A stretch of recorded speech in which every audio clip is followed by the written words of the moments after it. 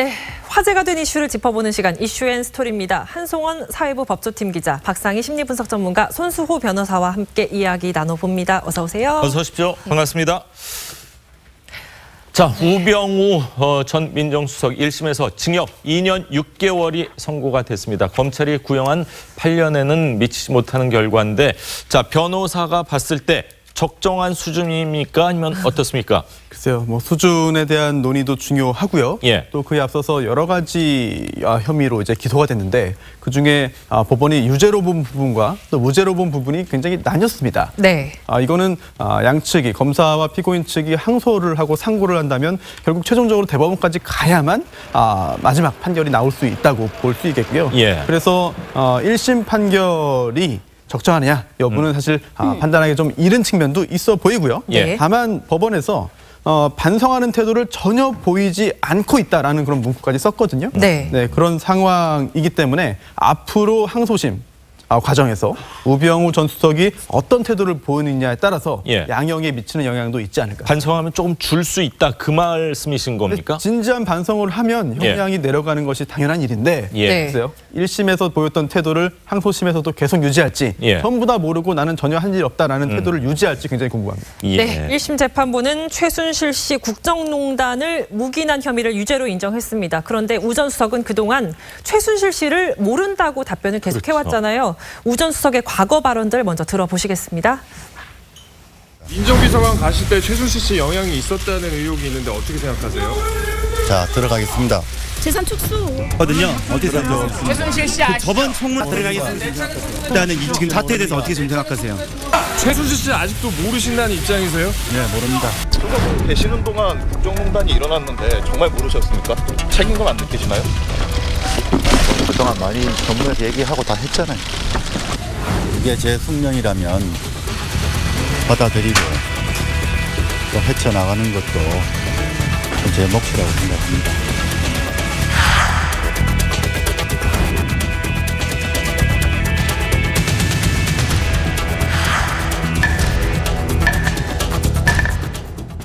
네, 영상에서 보셨듯이 이 우병우 전 수석이 4번째 검찰 소환 당시에 숙명이라면 받아들이겠다 이런 표현을 썼거든요. 예. 그때 당시 좀 구속을 예감한 듯한 모습이었습니까?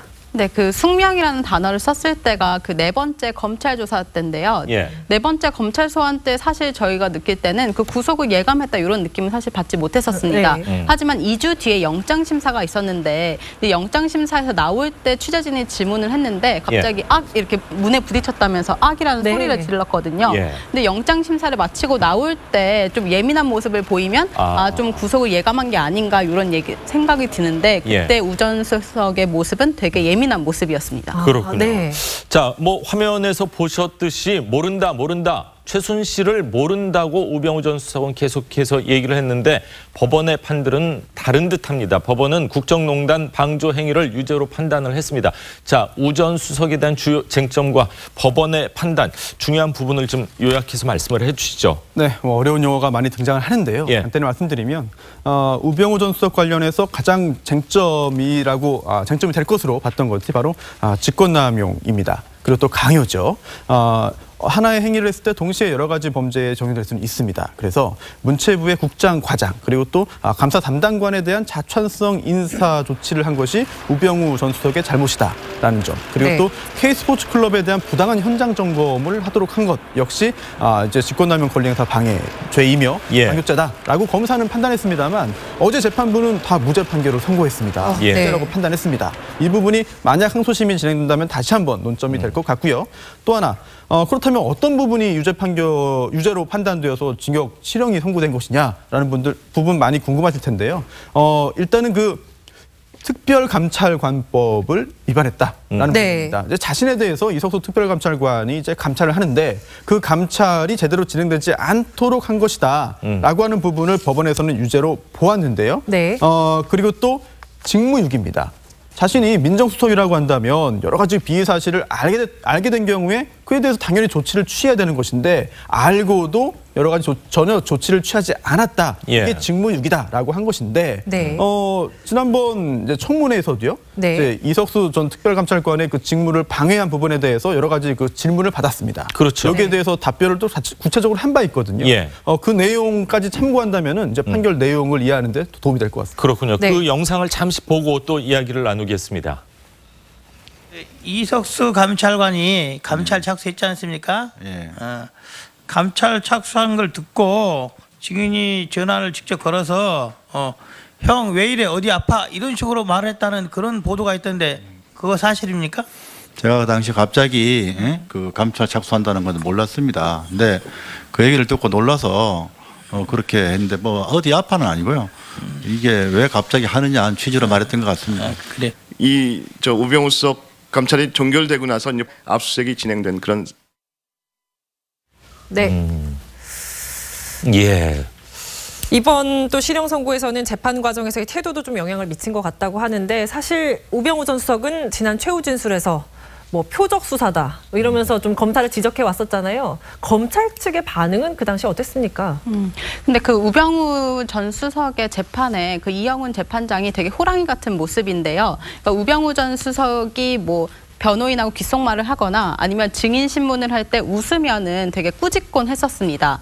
근데 그 검찰 측에서도 사실 그 지적을 했었는데 검찰 그 박근혜 전 대통령 재판하고 그 우병우 전 수석의 재판에 검사들이 같은 부서거든요. 예. 근데 우병우 전 수석의 재판장이 너무 혼내니까 재판 전략을 다르게 짜고 또 혼낼 때는 좀 이렇게 좀 숙제를 안 한 느낌? 숙제를 안 해서 뭐 재판장이 이런 느낌인지 몰랐다라고 하면서 변명으로 일관하기도 했었습니다. 그렇군요. 네. 보통 재판장이 피고인을 많이 혼내면은 무죄가 나올 가능성이 조금은 높아진다 이런 얘기를 했는데 네. 전체적인 재판의 분위기 또 우병우 수석의 표정 이런 건 어땠습니까?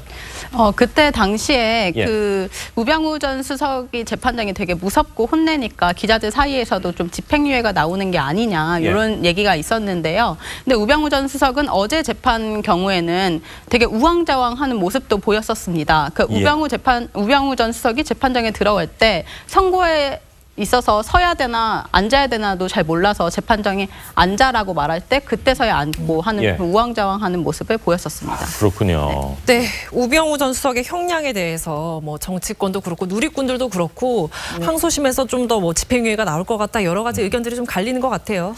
네, 저는 이 선고를 보면서 역시 국민 정서와 법리는 좀 차이가 있다라는 맞습니다. 생각이 들었어요. 예. 정말 고위 공직자의 오만한 태도라는 것이 무엇인가를 보여준 사실은 장본인이라고 할 수 있을 정도로 뭐 황제 소원, 레이저, 눈빛 뭐 이런 여러 가지 이 뭐 신조어를 만든 장본이기도 한데 8년 구형을 받았지만 실형이 떨어진 거는 2년 6개월 이러다 보니까 이제 누리꾼들은 이거 우병우의 승리가 아니냐, 솜방망이 처벌 아니냐, 집행유예로 가는 뭐 지름길 아니냐, 뭐 여러 가지 의견을 쏟아내고 있는데 글쎄요 국민 정서상으로는 2년 6개월이 좀 짧다라고 생각하는 것 같고, 근데 또 법 전문가들의 얘기를 들으면 이 정도면은 적당하게 나온 걸로 생각이 된다라는 또 논평도 많더라고요. 예. 어쨌든 정서와 법리의 간극은 여전히 넓구나라는 생각이 들었습니다. 맞습니다.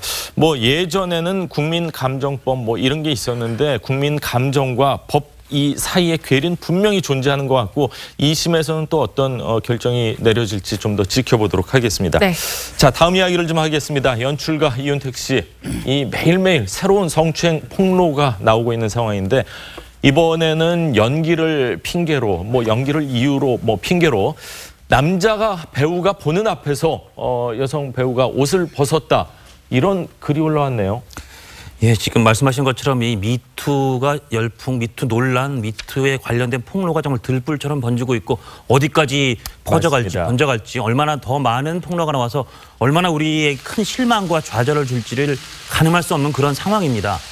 이윤택 연출, 참 이분도 거장이었던 분인데 지금 이 거장이라는 직함이 떼어져가는 그런 상황인데 예. 익명의 글입니다. 이번엔 익명의 네. 글로 남자 분장실로 공연 직전에 불러서 전신 노출을 해야 한다면서 이렇게 모든 옷을 다 벗어라, 이렇게 강제로 벗게 했다. 이런 그 특히 남자 선배가 있는 데서 그런 폭로가 나왔습니다. 특히 그 당시에는 그 어떤 여성 배우 입장에서는 그렇게 옷을 벗기가 힘든 특정 시점임에도 불구하고 그런 일을 그 지시했고 그걸 거부하자 배역에서 3시간 전에 제외하고 정신병자라는 소문이 극단 안팎에 났다. 아니 공연 네. 3시간 전에 배역에서 제외를 했다고요? 그러니까 아마 충격적입니다. 네. 바꿔 말하면 그럴 정도로 이윤택 연출이 갖고 있는 그 극단이라든지 권력이네요. 완벽하게 통제하는 권력이라는 걸 보여주는 장면이고 그렇기 때문에 어떤 사람도 함부로 저항하기 힘들었고 다른 사람들도 침묵의 방관자가 되지 않았던가. 이건 누구누구의 잘잘못을 떠나서 그런 시스템적인 구악이 자리 잡는 거악이 자리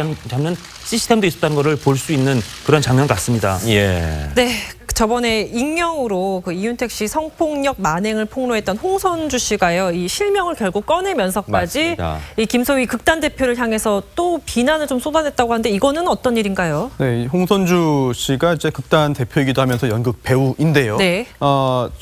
처음부터 이제 실명으로 고발한 것은 폭로한 건 아니었습니다. 네. 그래서 한 방송사와 인터뷰했는데 뭐 전화와 방송을 통해서요. 그때는 그 음성 변조도 하고 또 이름도 익명으로 했습니다.